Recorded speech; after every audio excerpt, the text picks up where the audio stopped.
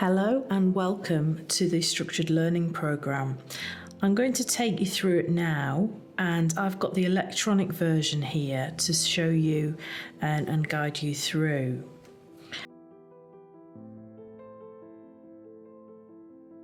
You have a look here on this page here. This is the front page. You can see it's the Vascular Access Network. You can write your name down here, and there's a little bit here about the authors, and it's copyrighted to the Vascular Access Network here. And we'll turn over onto this page here. So we have sponsors over the years. It's a non-for-profit document, and it's been going for 20 years now, 80,000 in use, and at the moment Vein sponsored this particular edition. We've had different sponsors from BD, B. Braun and companies like that, and we welcome that. We do welcome that. So the contents pages, if you have a look here, I'm just going to note this for you here, and if you see here,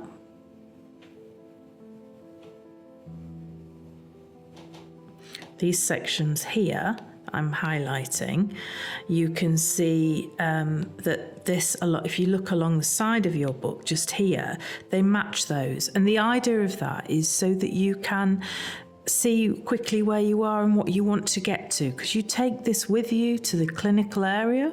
It takes you through a structured learning program and assessment, so you will learn in clinical practice and develop your skills, and you'll go through these sections to do that and complete that. So let's go through them now.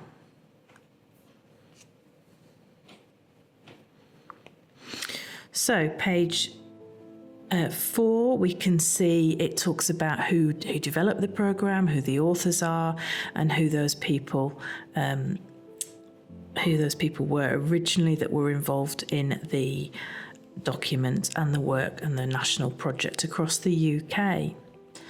Moving on to standards now, so we go down to page 5. You can see this was from Lisa Doughty, was keen on having some sort of standards here. So we go down here and you can see what we think about knowledge and skills, anatomy, equipment, patient. And there's also a little bit here as you go down, the professional practice and what that would be for somebody learning those skills. What would it be for a practitioner just here on page 6 to be learning, and what could we expect from that? So we'll go further down. You can see we've put some of the codes of conduct in that are useful for you, and then we move on to the skills pathway on page 8 in this document. So the skills pathway goes through this from the top circle down through the arrows to, if we have a look here, this one here, we can see the health worker is here, and we move down to the approved skill, and then make sure somebody knows that you're using that. Find a practice supervisor so that you can be assessed in the clinical area. Make sure you've read the clinical guidelines, and then do the novice to expert continuum, which we'll go through for you. And at this stage, you think, well, actually, I do need some more training. You can hop onto our e-learning platform. You can find some local support. You can partner up with and ask to supervise an expert in your area. That's up to you how you do that. And eventually, you'll go down either you need some more support and training, or you don't. And if you do need support, then we need to get you through this program here that we'll go through now. Okay, so the steps go through here, pages 9 and onwards, and you can read through those at your leisure. Step 1, step 2, step 3, making the things we've mentioned, getting some help, building up your knowledge, how you might do that, and step 5, and get some formal training or independent training, how you want to do that, and step 6, getting the assessments and progress observed and monitored. And then you get on to independent practice, and that's about you feeling really comfortable and competent, that you've been assessed by someone who is competent and you're happy with that, and they are too.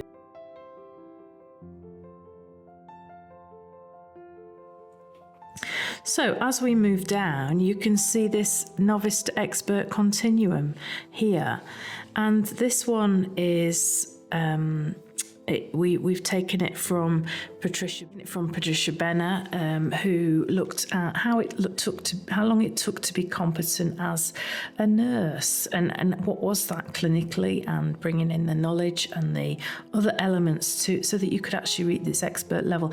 In fact, Patricia Benner's document, tool rather, is 5 stages, but we wanted to simplify this. So when this first arrived, it came about because people were duplicating things. There was massive amounts of evidence and small amounts of evidence.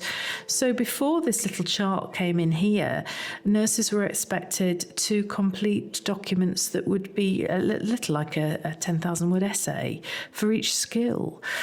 So it became quite cumbersome, and compliance was hard. So how do we bring in professionalism? So we bring it in here. So there's the novice, competent, expert. And what you need to be is competent.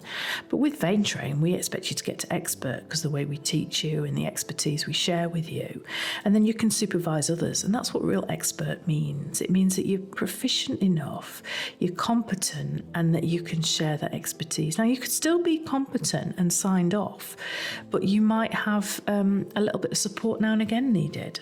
So the way you would do that is you would go here and you would fill in this document on page, this one is page 13. And you go in before and you go in afterwards, and you might mark a V and you would mark a C for cannulation. You'd say, I'm a novice at professionalism with cannulation, or it's been a long time since I've done anatomy and physiology, so for cannulation or venipuncture, I'm not there yet. And then later on, as you progress through this document, through your education, you will then work your way up to you'll be at minimum competent, but you may be expert at some other areas. So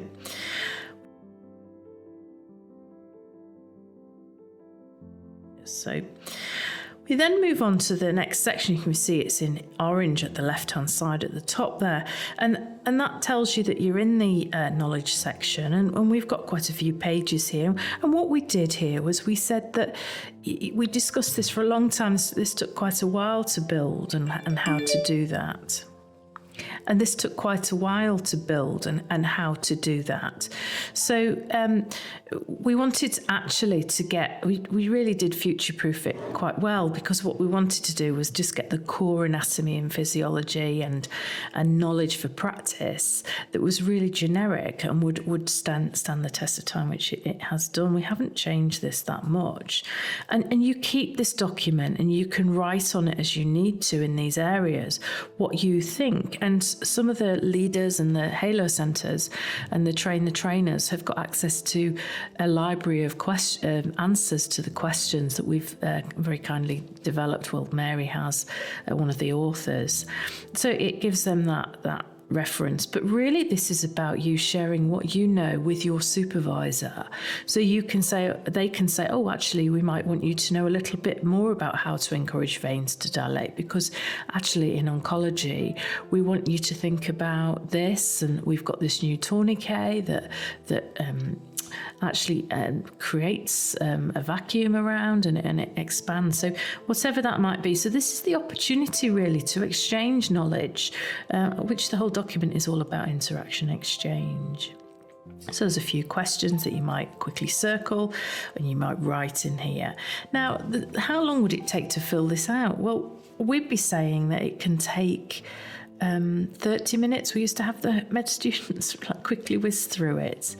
And then some of the nurses would take, and the AHPs would take just a little bit longer. They wanted to kind of go through it a little bit more and think about things rather than a generic, this is me going through my course. And of course, nurses and doctors within their education setting are going through lots of these questions already and might be able to just quickly whiz through it, whereas it might have been a while for some people. We did put a little bit on blood collection here and what the order of draw is, what the mils are in it, and the colour. So those sorts of things we felt were important, some simple diagrams so that you can understand that. So you work through those there, and And if you look here, we've moved on to section C. To the left, it's blue. You put your date there and the signature that you would have filled this in, because it's a good document and solid document to demonstrate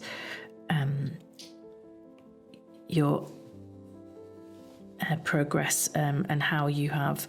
So it's a good document to develop, to show that what you've learned and how you've progressed. So we do it for all of the skills, the whole process, rather than just for one skill, which is what we used to do. We used to have to do one every time we did an assessment, and people didn't do that. So what went well, what didn't go well, and what could we have learnt from this? From, if you're a ward sister, moving on to these skills, how has that experience been? What did you find about learning these skills and those procedures? And it gives you that professional, reflective space.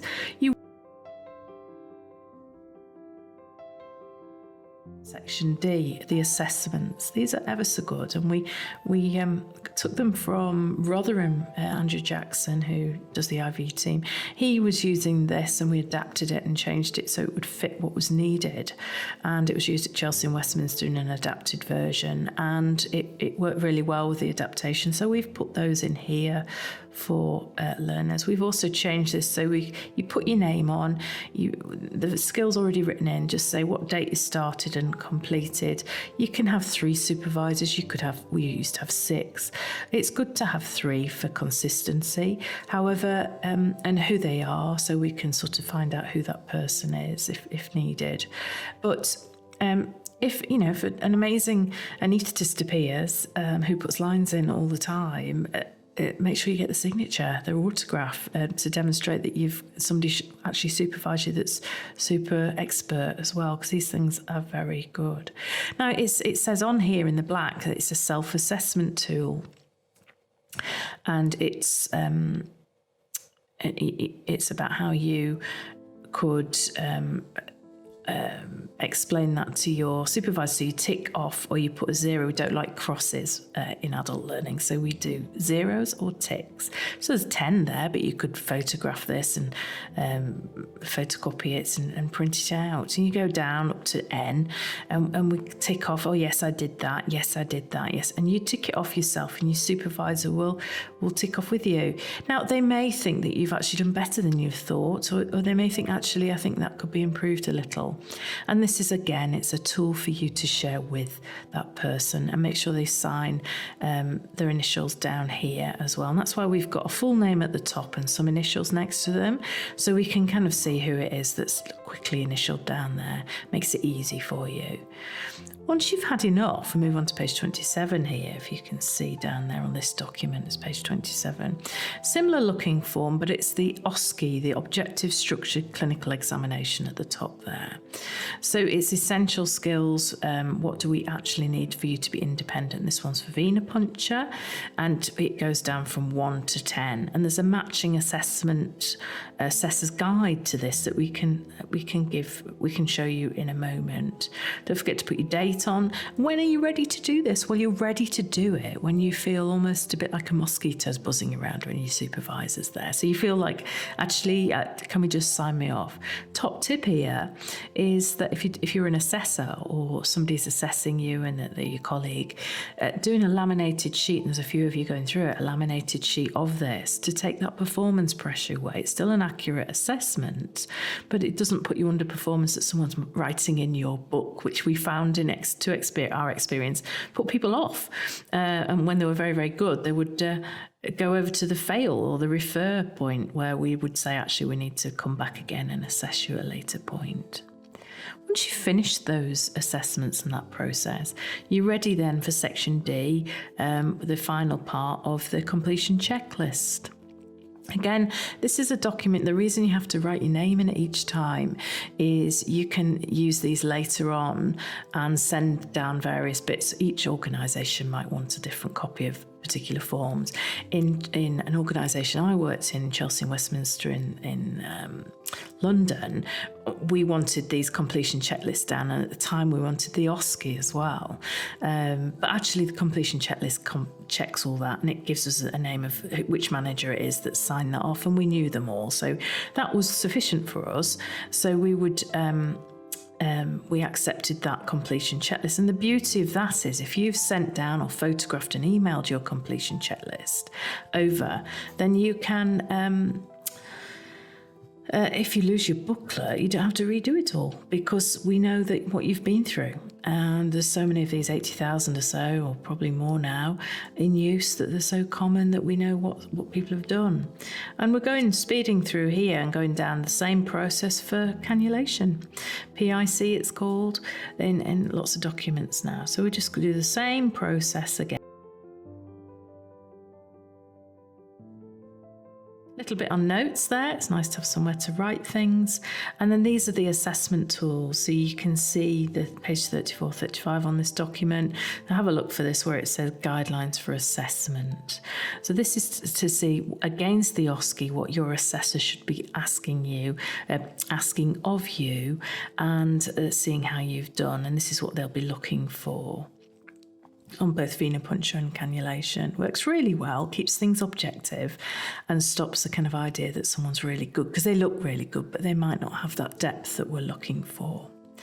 This tool here is to go through the APEL, so that you can actually APEL the document over here. So it's it's competency, but it's actually demonstrating that over so that you can we made it so that you could put a logo at the top here where it says venipuncture competency, put your written assessment of prior learning. So you pop that at the top, tick off, and it's a bit like the completion checklist in the flow chart that you've seen.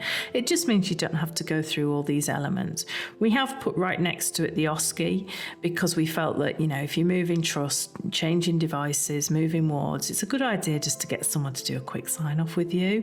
It doesn't take a moment, and even if it's an equipment check, in case there's something you can learn or your assessor can learn from you about avoiding, taking the needle sheath off with your second hand, or something that one of you has learned that the other hasn't. Same for cannulation, and again the OSCE is there. And then we moved down to what we did was we decided we wanted to put some essential reading in for you, and then some desirable reading, just to encourage that process here. And NEVAS, various organisations that in different countries and different places, this could be different societies, and there's certainly a lot going on in Australia and America, and these societies are really helpful for that. The bit about the book is in here so that you can see that, and then we've put pop some documents in there, and that's the back of the book if you turn to the end. So you can see there it's about 46 pages, but it's actually it really is a system in a book. It's we've basically created a process and a system to get from whatever training you've had into the clinical area to achieve your competence, but also learn. We're always learning, but to keep learning as well. You can go back to this document as you would have seen Mary present it in the overview of what the tool is.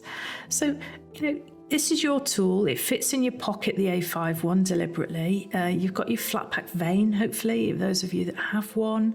You can pop that down, pop it up again. It's all nice and easy. Store it away. If you lose something, we know what you've done, because you've sent in your completion checklist, and should something go wrong, we can say, well, actually, this person, not only were they trained in this way, but we can see this from the completion checklist. So, take the booklet. It's a good idea to do it straight after the course. It's all fresh and it's really quick to do those knowledge questions, and it gets you going. Get your initial assessment for professional, the novice to expert, done. That's all done then.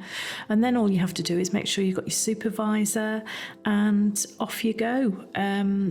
With your going through your process for competency, and discuss the questions within the knowledge questions and the professionalism. So it's a journey with your supervisor to get through with that. And we do like to hear from you once you've finished it, and it's been used very well across the UK and now beyond. And just send us some comments back. Hashtag no pain vein train. We pick those up when we see them, and we do various searches. And we haven't got one for this actually, but I'm sure we could think of one. But just hashtag vein train if you've got any comments on it, and we do searches on that hashtag now and again. Thank you very much indeed. Enjoy your learning. The best bit is with the patients, but you are like automatic drivers if you've been using our vein and our training systems, and you then can go off and become experts. Well done. Thank you.